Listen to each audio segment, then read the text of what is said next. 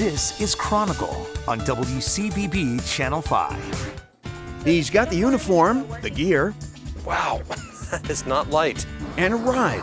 A C-2A Greyhound cargo plane. Anthony Everett's mission?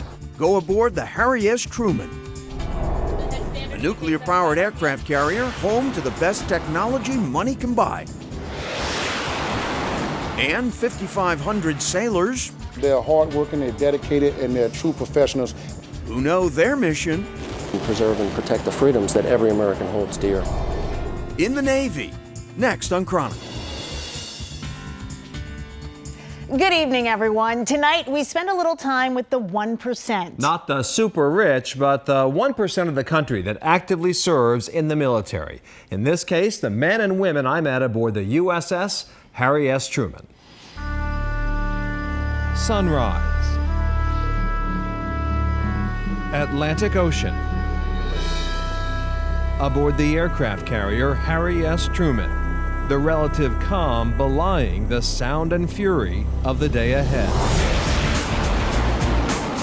And oftentimes people will say it's a dangerous environment. It's not inherently dangerous, but it's a completely unforgiving environment to any mistake, either human or mechanical. Indicate 9 RPM. Captain Nicholas Diena shoulders the responsibility for what is arguably the most sophisticated and complex weapons platform in the U.S. military. The Truman is one of the Navy's 11 modern aircraft carriers. No other nation has more than one. They are critical to America's military dominance. Carriers allow the Navy to have a forward presence anywhere in the world, to secure shipping lanes, to provide humanitarian assistance and disaster response, and of course, to project force when ordered. The Truman was recently on a training mission off the Atlantic seaboard, All engine head standard, indicate 75 RPM. preparing for deployment next spring. We are currently working to train to and execute each of the mission areas and warfare areas wherever we may deploy in the future. One of the first things you notice on board the aircraft carrier is just how young the sailors are. About 40% of them are right around the age of 21, and many of them are responsible for multi-million-dollar pieces of equipment and their safe operation. As one commander put it just a few years ago, some of them couldn't even get the car keys from their parents. I think if we could bring everyone in America on board for a day, they would be completely bowled over with the selflessness, the sacrifice, and the work ethic of these young men and women. They're going to be launching you guys off. At 31, Lieutenant Colin Johnson Jamalvo from Millbury, Massachusetts, is a grizzled veteran. He's a pilot who flies MH-53 helicopters, has served as a flight instructor, and is currently a shooter on board the Truman. As a shooter, you're a launch and arresting gear officer.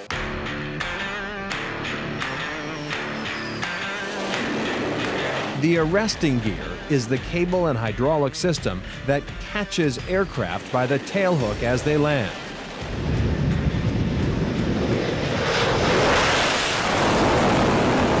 The launch gear is the catapult that shoots aircraft off the flight deck. Neither has much margin for error.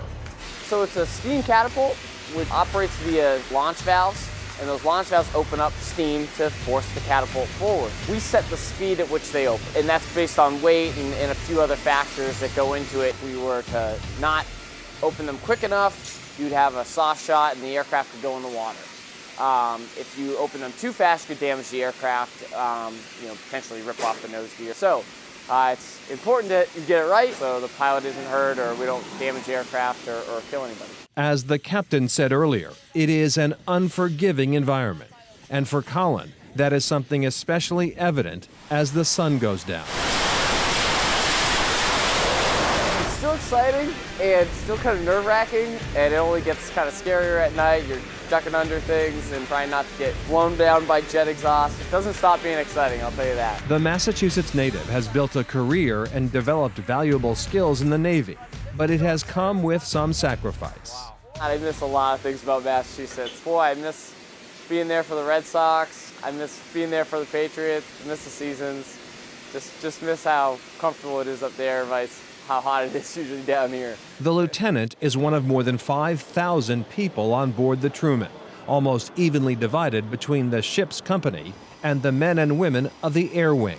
Command Master Chief Tony Perriman is the highest-ranking enlisted member on board and serves as liaison between the officers and the enlisted sailors. He's also Chief Cheerleader. These sailors are great ambassadors to this great country, and they're doing wonderful things each and every day. One, they're representing themselves, not just themselves, they're representing their families as they come out here young, eager to learn and eager to win. So they're hardworking, they're dedicated, and they're true professionals, and you'll see they love what they do. You know, ultimately, I think human performance is increased when there's value and purpose to what you do, and I think there's no greater value and purpose than volunteering to serve your country and dedicating yourself to others.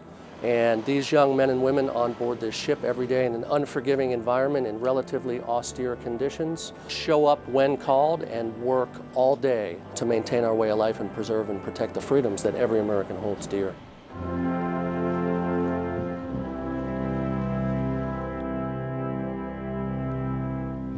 Just an incredible experience. What was it like to be on board? It was a great experience. It really was. You know, an aircraft carrier is 1,100 feet long. It weighs 100,000 tons.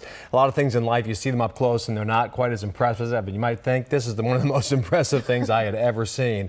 And it's in constant motion. And, you know, the captain's #1 word is responsibility, because if you're not focused as a sailor, bad things can happen to you and others, and you're responsible for you and all your shipmates. So it's very, very dynamic to see in person. Very much so. When sailors go overboard, he goes and gets them. So we're going to figure out how we're going to get them in the helicopter safely and save their life, prevent further injury, and then get them home safe.